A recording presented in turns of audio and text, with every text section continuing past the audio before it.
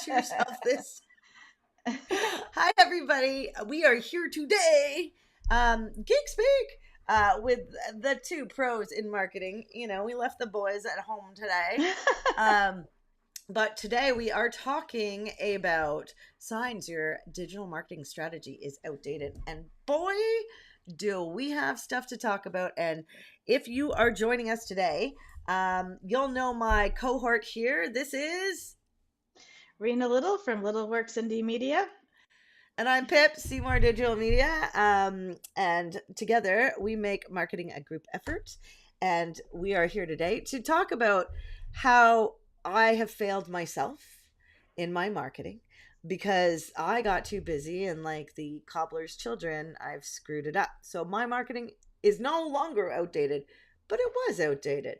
So we thought it was a great topic. And so Rena and I are going to ask each other how we would know if our marketing's outdated.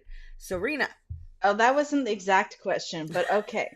So I wanted Pip to ask, oh yes, go ahead. You go. Try it. Let's see if you get it right. Let's see if you get the question on point. If not, how do you know if your marketing's outdated? Is that what you're going to ask me? Yeah, how do you know? Yeah, so I think we can wrap this up. You know when your marketing is not working if you don't get any sales. Bump. There we go. Oh, you've gone mute. No. What happened? Yes. Wait, no. But it's not about if you make any. Well, it depends on your business. So if you're e-commerce, then yes. But if you're another business, if you don't get if you don't close leads, the leads, yeah. So but leads and sales different, right? That is true. E-commerce leads and sales are the same. The same. It's in the same action. But yes, you're absolutely right. You do need leads in order to make the sales, and marketing people are not responsible for closing of the leads. Say it again. When all you got to do is say Pip's right. Yeah. Except when the leads are low quality. So it's really important for your marketer person to have conversations with you and be asking you, what's your conversion rate? How are you handling that? And then also to know that as a marketer, I like to ask, what is your sales script like? Are you able to close? Because those two things need to be organized super well in order for the whole thing to work together well. So if Pip's handing me the most awesome leads and I have zero sales training, I have no script that's organized for my salespeople or whoever's taking those calls, and I'm just hoping that intuitively people are going to buy because I'm not a salesperson. I don't want to be a salesperson. Then you're going to have some issues, right? I can see your lips moving, but nothing's happening. Because I muted myself so that you were heard better. It was great. I see. We can't hear any of your background, so you don't have to worry about that. I just get so excited. And I'm like, I can do stuff. I know, it's true. So those two pieces are separate, but they have to play well together. And if your marketer is sending you lots of leads and they are not good, so we did run a campaign an offshore campaign in another country. That's what offshore means, duh. But if you do a campaign in another country, sometimes the actions will be different. So, for example, we ran one in the Middle East where we got a huge click-through rate, lots of bookings, but the people were not educated enough on what it was that we were selling in order to be able to make a sale. So there needs to be an extra step put in place for that particular campaign. So you just have to know. And then on the other hand, we had one person, when you've got one salesperson that closes a large percentage of your leads, which was happening with another client, and then they switch, that salesperson goes away, and then all of a sudden the sales drop, the conversions drop, then we can start to think about, well, what's going on in the sales process. So maybe it's not a marketing. You have to look at the marketing and know what to look for, and then you also have to know what to look for in the sales part to actually assess whether or not your marketing strategy is working. That's what I think. Oh, So that's an interesting answer, because it's so I know different you than want, mine. yeah, yeah, I know where you were going, and I think that what you're going to say is going to be equally important to know too. But as a concept, this is the space to be thinking about first, and then how do you figure out where the problems are? And I think that's sort of where we're leaning towards How do we next. figure So out the so problems? my 5 minute solution is not the end of the conversation. But it is a really good point, because why are we all in business, right? Yeah, If there's no money, there's no business. I think that's correct. that's the thing. So we got to keep, like, I mean, that's why it was, so we kill what we eat, and in I mean, so to speak. And That sounds so right. brutal. I know it does sound Can brutal. we find another metaphor for next time? Well, yeah, see, I think I'm on a recurring diet. Oh, If okay. we're gonna make analogies, but the reality is, with my marketing strategy, so what happened, so you asked me the question, you asked me. Yes. How do you know when your digital marketing strategy is outdated? Well, yeah, so I think you're really right that it is all about conversions in the end. But for me, how do I know my marketing strategies failed? Well, I log into Search Console. Google Yes, Search Console. yes. And here, And here are the tools to discover, is it a sales funnel problem or a is it marketing problem? And right? here we go. And so it's really interesting, because what happened with mine, so, and is it a fail? Here's the thing. Okay, so here's what happened. I wrote this, I paid a lot of attention to blogging 2 years ago. I wrote Mhm, blogs. I was one of the first people to mhm. write about Google Analytics 4. I got so far up in that, like, I got on the first page of Google with some of my, like, people I look up to. I was stoked. It was rock star. But then I wrote another article, or one Mhm. before that, and I picked the wrong keyword, because I could Oh, never rank for that keyword. So I could all right. maybe, right, it's super, I mean, Mhm, just the big players are in there, so it'd be really mhm. hard. And So let's so, just, can we just pause and explain one little concept for oh, people who are new on this? Yeah, you know what I'm going to say. So when you're choosing keywords, you want something that people are looking for, so it has to have a high number of searches, but you also want to make sure that the volume of material that's already out there and ranking is not ridiculous, because and there are strategies to get around that. So that's what we're talking about, yeah, where when Pip says that there was no way she was going to be able to yeah. rank for that. That's why. Yeah, so it'd be like, in the ad sector, it'd be like competing with Walmart, right? Yeah, Like, yeah, they have a bottomless funnel, a yeah, pit of money that I, as a small business, can never out. I probably could, but it'd be so, for longer tail keywords. So what happened was, the Google does an algorithm update, yeah. and all of a sudden, all my impressions, so I showed up on the search Hmm. engine results pages, lots and lots of impressions, hundreds of thousands of impressions, not that many clicks, because I'm on page like 100. So slowly, over time, over 2 years, it went up. So a huge number of impressions, but no clicks. So my click through Right. rate is Yes. off. So Yes. it's better that I don't rank for that at all, Hmm. and I just start afresh, because Right. my, and what you see is, you see, instead of that hockey stick effect of going up, you Hmm. see a tumbling down, and that's what All I've seen right. in Search Console. So, okay, so you said something that piqued my interest. So, would Mhm. you actually start with a fresh new blog with a brand new keyword, or would you attempt to adjust the keywords in the current blog post uh, to be a long tail keyword that might get you noticed for that sort of really narrowed down niche, and just adjust the content on that particular blog post? That's my question.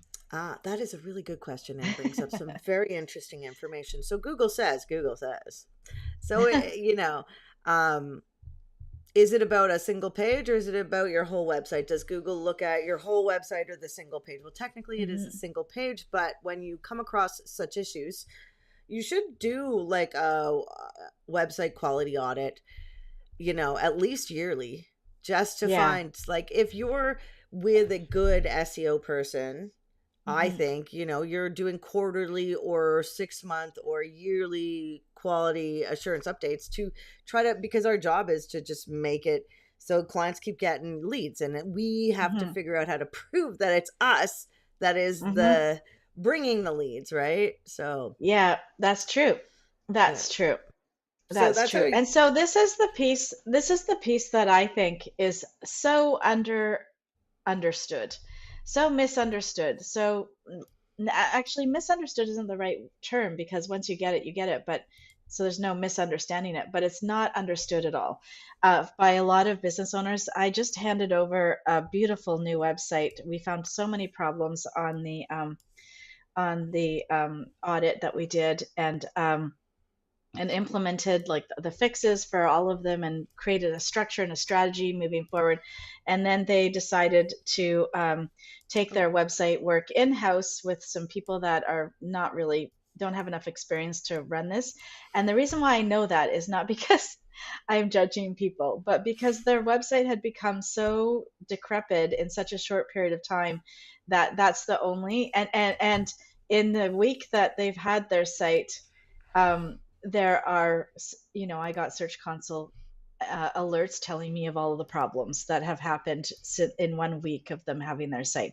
So it's not a good idea to think that you can run your own website unless you are actually keyed in to SEO. If you are keyed into SEO, then absolutely have at it.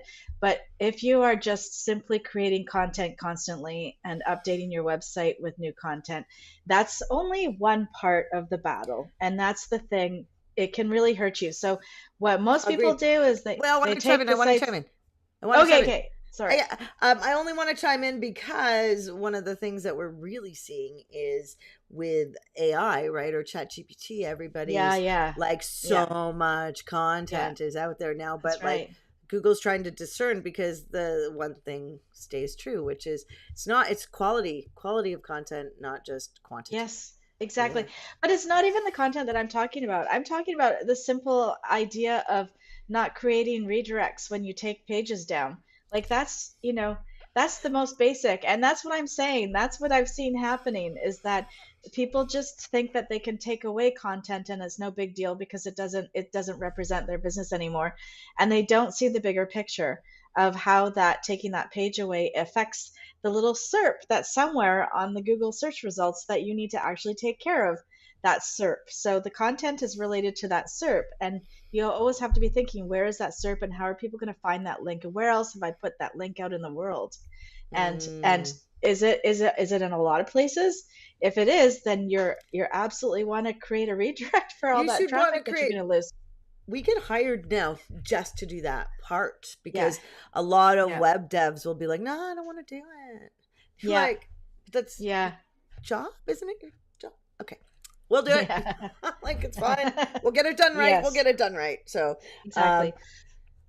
and that's what people need to know. So with the marketing, so being outdated, I guess what we're saying is if your sales aren't working, number one, so that's gonna be a huge indicator. And then if you're seeing your stats drop, right? Yeah. So declining in metrics, Yeah. and which metrics? So digging into the data. Oh, my favorite. Yeah, Yeah, yeah. so the thing that really gets me though is, and I think that probably a lot of business owners are in this position, is that the big algorithmic shift that happened in March is still affecting people's results. So what I noticed in my clients, and there's another agency clients that I looked at, people thought that Google Ads had stopped working. They were not working, and they kept contacting their Google Ads people. But actually, when you dig into the numbers, you see that the ads click through rate and all of that hasn't changed really.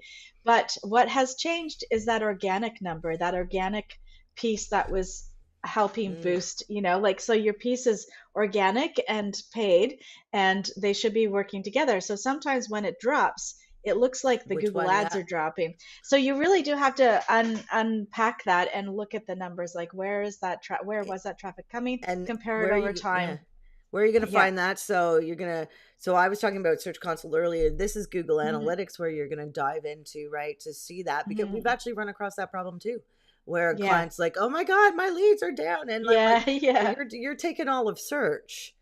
So Yeah. all of the search engine market, we're only doing the Google ads. That's So correct. I'm That's like, right. you can't blame me if I have no Yeah. control over the other, Yeah, you right? can't you can't you can't blame the apples when the oranges are low.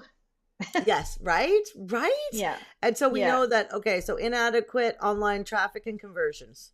Really Yeah. there's that's good. What about quantity over quality? Now, yes, it's why are we posting stuff? And what do you think about that quantity over quality, Rena? I don't like quantity over quality because obviously, I think that you want to keep your marketing budget as lean as possible in certain areas and really put the money where it's well benefited. So, a good piece of quality content is much better than a whole bunch of posts that don't do anything. Yeah. And when I say they don't do anything, I mean that they need to be organized. Like people should be organizing their content pillars based on their sales goals. If your business goals and your content are not related in somehow, and I don't mean make sales on every post at all. So please do not Oh yeah, understand that. But 20 to 1 differences. So 20 posts to 1 sales mhm, post. 20 yeah, helpful, I don't entertaining, even whatever I don't posts. I don't even put sales posts on my organic at all. I put all of Uh, my sales posts on ads so that I'm targeting the people that I want. I don't really care if if my friends and family who support me on my social media channels, if they get my sales posts, because they're not going to buy from me. But I do want to be connecting with those people who are in certain places down my funnel. I want to be connecting that right message with where they are, and you can really do that effectively on ads, not on organic. mm, Um, I'm writing in a my note. mind. This is good. Did you? This is Yeah. So quality over quantity is one thing, and people get into this crazy sort of place where they read the gurus, and these people do make money because they're selling education products. But I don't know if they actually do what they say for their own sales funnel. I would doubt it. But interesting. yeah. So what they say is you have to post so many posts every day, like especially they say on Instagram, I think is one of the worst. You have to do like 5 stories, how many reels and a bunch of posts every week. And it's a lot. So I don't really feel like that's a good use of my time as a business owner because I do get sales leads from Instagram, but Do you?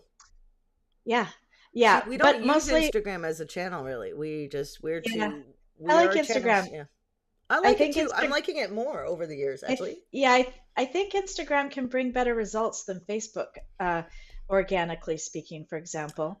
And even TikTok. TikTok is so global, it's hard to really, well, I've never done ads on TikTok, to be honest, but I haven't done any either. I'm Yeah. talking organic.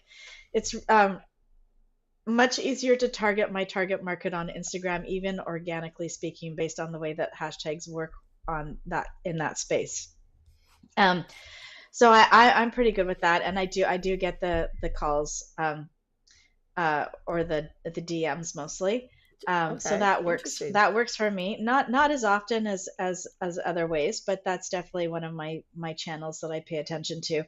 But yeah, so quantity is not really that great because really quantity is like taking your little machine gun and going and hoping that something sticks, rather than organic is to when I think of organic, I want one good piece of content. I want them to be organized to my content pillars. So they're super strategic. And then I want them to go out at certain times because I'm still, even though I am global, I'm still primarily trying to target businesses in Vancouver for my organic stuff. And um, and then um, and then you want to make sure that that content gets the good content. The ad content is where you put most of your effort into, and most of the effort should not go into the well shouldn't doesn't necessarily have to go into the content production, but maybe the content distribution. So that's where I'd put a lot of ad budget behind. I'm getting these Instagram ads all of a sudden. um, well, actually I get them on Instagram and Facebook for companies who do like $60,000 a month on Google Ads. So I don't think they're targeting me very well. Do you know what I'm saying? Like they're On not Instagram? targeting me. Hmm. Oh, Yeah. interesting. Well, we Yeah. don't So yeah. so yeah, That's so I neat. find I find that really intriguing. So if you and why I bring that up is because you can target people in so many ways on the ads that you can get so niche, and that's really where the fun is. So And when you get a higher click rate, it means that you're actually got the right target and you're with the right messaging, and that's really nice. So we had one campaign recently that had an over 10% click-through rate on it, which I thought was really good. That's amazing. Yeah, And yeah. yeah. One we got, so we lost a client a little while. I have to say it's a sad story for the client, because they feel they got hosed, I think, a little bit. And they got poached from us. Being and it was a bigger company, and I mean it's gone all sorts of sideways for them. But one of the things was that it will decrease their ROI.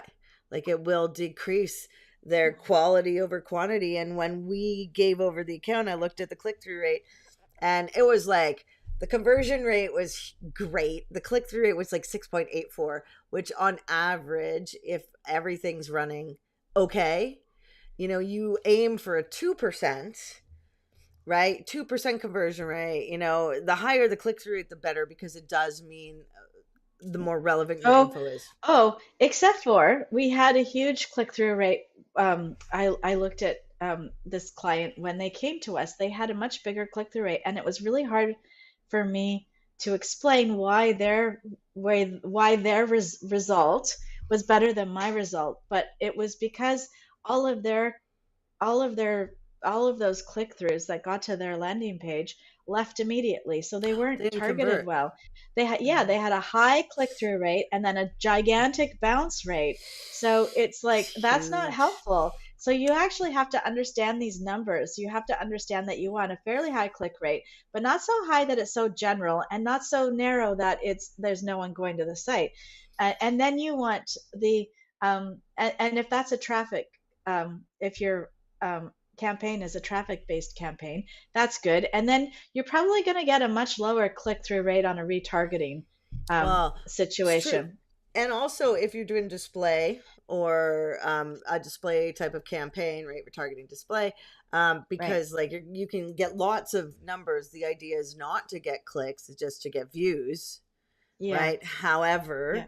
right, and that's that repetition function in your marketing that you want to have happen, and that's why you use different channels and different things if you can on different channels. Not that that happens all the time, but Yeah. So so it used to be really great to look at the assisted conversions in your Google Analytics because then you could really get a feel of how many times people had to come into contact with your campaigns and you organically, all sorts of different ways before they actually booked that call with you or yeah, made that yeah. sale. Right, and so we're still at basically, so we got sales, conversions, we have then like decreasing ROI, so measurements, and quality over quantity. And then this one's a really good one, the ignoring new technology and trends, and I think this is something we should spend a Oh, minute on. yeah.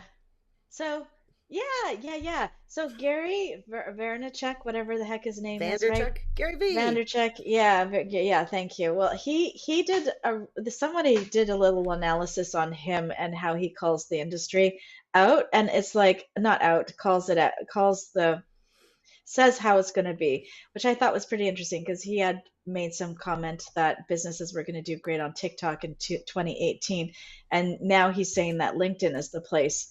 And Oh, is he still saying LinkedIn? He said LinkedIn last year. I like uh, LinkedIn. possibly it could also be that this person's data is a little out of date. I didn't fact check it. I didn't, Oh, take a look to interesting. see any deeper. But I think that if you want to be it depends on what part of the curve you're on. It depends on how much energy you have, and it depends on all of your resources, not just energy. So you have to have time, you have to have cash, and you have to make marketing happen. Um, at least one of those. And so you want to think about your budget and how much money you're putting towards your budget. Now, usually they say somewhere between 5 and 20% of your projected sales for the year is what you want to put into towards your marketing. And so if you're not there yet, then you don't really want to be spread too thin. But if you are, if your business is going to bring people, if you're looking to target people who are going to be on that sort of early curve of marketing, then it's good to jump on things. But if you're not, if you're like, there's some companies that I have that I'm just not going Mm. to put on TikTok, right? And that's just the way that it is. We The don't metrics offer don't. TikTok.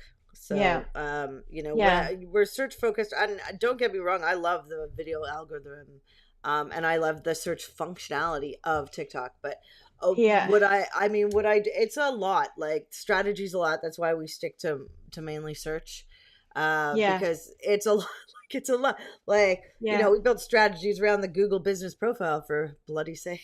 You know what I mean? Like, For hot, um, yeah, yeah, so I think that it's really interesting. You got to pick your channels and then just work on consistency, I think. yeah, And if you lose consistency, what happens is if you wait too long, you'll be like me, and then you'll see all those numbers go in a high hell. Now, granted, I have focused on some local SEO components for our business yeah, really well, but I have not focused on like an yeah. essential component of regular SEO, Hmm. which is update your Well, content, if you you're know. getting leads and making sales, then you always want to keep things up to date because you want that little trickle to continue of leads to come in because, of course, we all lose clients from time to time.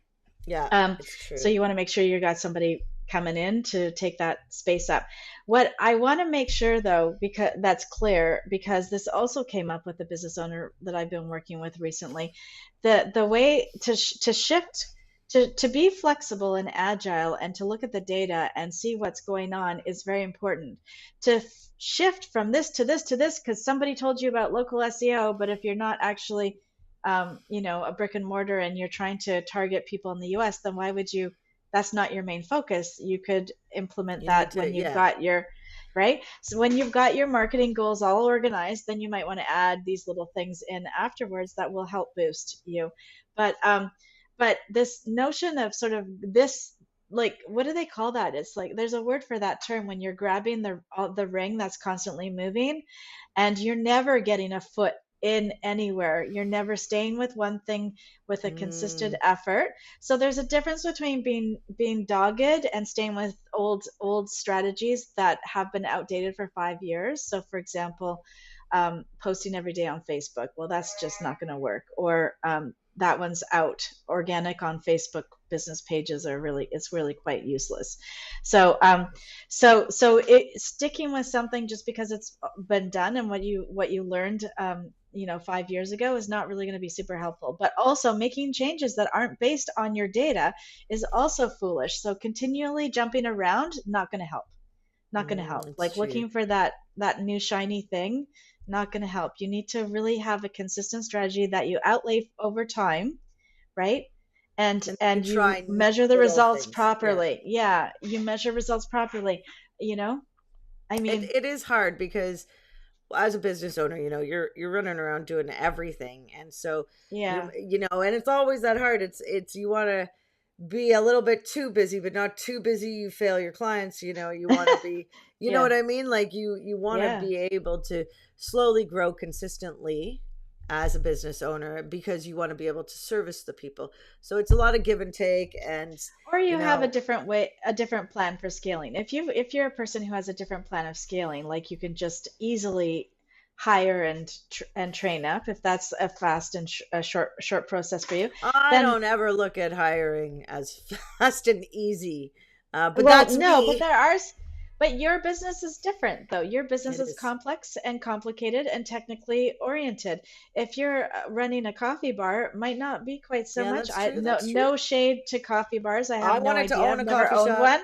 I did. But there are jobs that are out there that are fairly rote that you have a very easy SOP and that people can implement quite easy. So if that's the case, then scaling in that manner, if you have capital behind you and you can hire very talented people, then that is also another way to scale. But for small businesses of our size, I think that we've all been in that hiring or that awkward, uncomfortable position of where we just have a little bit too much work but not enough that it's going to pay for another person. And that's Yeah. always the difficulty.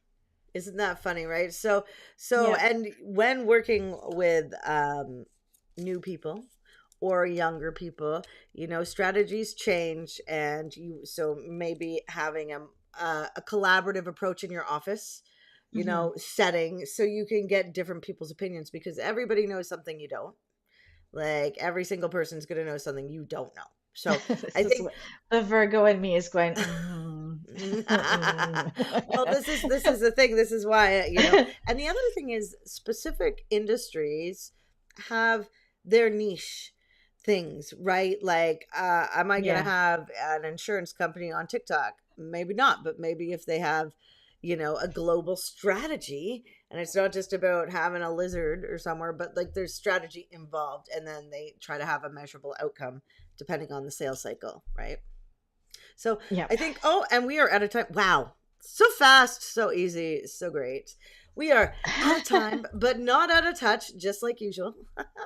um, we will be back next Thursday at 11 a.m. Pacific. If you're going to join us, we would love to see you. I know it's summer. I know it's hard to pay attention. Oh, I missed a comment from Steven here today. How often should you relook at your keywords and search terms that you're looking for? That is a great question. Before we go, we will answer that. Rena, what do you think? Well, it depends. If I've got somebody on a full SEO package, then I'm going to run that report every month. Like, my reporting system will kind of tell me what's working, what's not. If I'm looking at the whole site, then I will do that. And again, it depends on the package that the client has with me. I think optimally, I would like to do that quarterly for my own business. So that probably gives you the best Mm. idea. Yeah. Okay, yeah, I'll give you quarterly, and that's where you can see quarterly is really good because then you can make some adjustments, and you should be building that into the structure of your business and looking at the numbers, Mhm. which I have to go do now because it's the first of the month. All right. So that's a really great question and a really great answer. I think, Rena, uh we're on par about that. We do Mhm. not golf, people. We do not golf. Um, I think par is for golf. Yes. I am just looking I at. have Oh, no you have no idea. idea. No. Okay, so August 8th is next week, and we are talking about what is accessible and inclusive design. So this is all about Oh, how yeah.